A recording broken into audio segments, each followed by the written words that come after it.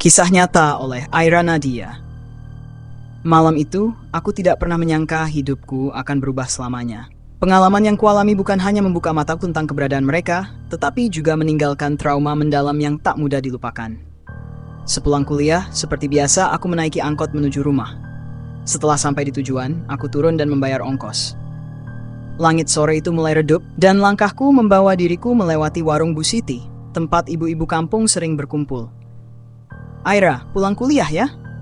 sapa Bu Lilis, yang tengah duduk sambil menyeruput teh hangat. "Iya Bu," jawabku sambil tersenyum sopan.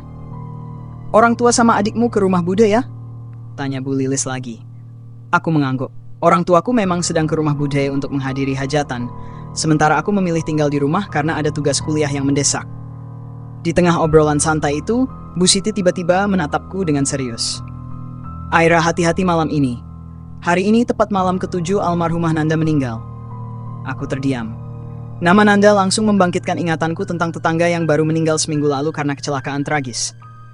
"Biasanya malam ke-7 itu pamitan loh," kata Bu Siti nyaris berbisik. Aku tertawa kecil mencoba mengusir suasana mencekam. "Ah, Bu, masa zaman sekarang masih percaya begituan?" jawabku santai.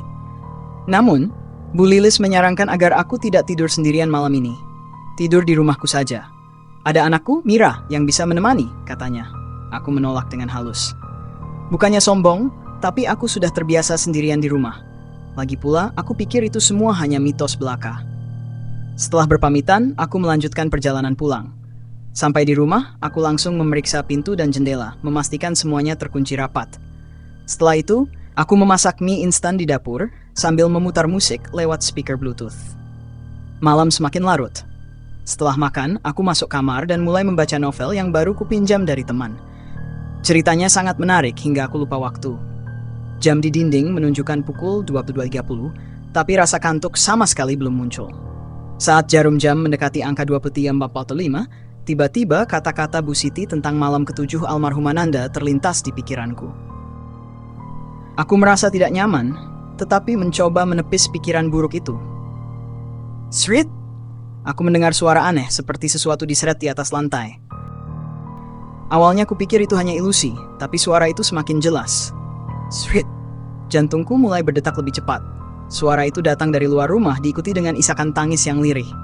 "Hiks! Hiks! Hiks!" Aku duduk mematung. Suara tangis itu begitu nyata seperti berasal dari depan rumah. "Aira! Aira!" Aku membeku. Suara itu berat, parau, dan menyeramkan, seolah bukan berasal dari manusia. "Aira, ini Nanda. Tolong aku." Kakiku gemetar. Dingin menjalar hingga ujung jari. Aku menarik selimut, mencoba menenangkan diri, tetapi suara itu terus memanggil. Kriet, pintu pagar depan berbunyi seperti ada yang membukanya. Langkah menyeret terdengar semakin dekat. "Srit! Srit!" Aku mendengar suara pintu depan bergeming, seolah ada sesuatu yang mencoba membukanya. Jantungku berdegup kencang, keringat dingin mengucur deras. Jeglek, jek. Pintu depan bergetar seperti seseorang menggoyangnya dengan paksa. "Aira, keluarlah, tolong aku." Suara itu terdengar putus-putus penuh dengan kepiluan yang memekakan telinga. Aku memejamkan mata, mulutku komat-kamit membaca doa yang kuhafal. Tetapi semua itu terasa sia-sia. Suara langkah menyeret kini berada tepat di depan pintu kamar. Krek! Suara kuku panjang menggaruk permukaan pintu kamar membuat bulu kuduku meremang. Aku tak tahu lagi apa yang harus kulakukan. Aku hanya bisa menangis dalam diam, berharap semua ini segera berakhir.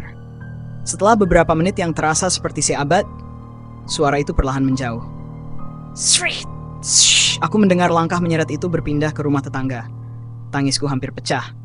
Tapi aku tetap diam, tak berani bergerak sedikit pun. Saat suara itu benar-benar menghilang, aku masih tak berani keluar dari balik selimut. Tubuhku kaku, otakku kosong, dan napasku terasa berat. Pagi harinya aku mendengar cerita dari tetangga bahwa Nanda meninggal dengan penuh penyesalan. Dia kehilangan anaknya yang direnggut paksa oleh mantan suaminya, dan kecelakaan itu terjadi saat dia berusaha mengejar anaknya.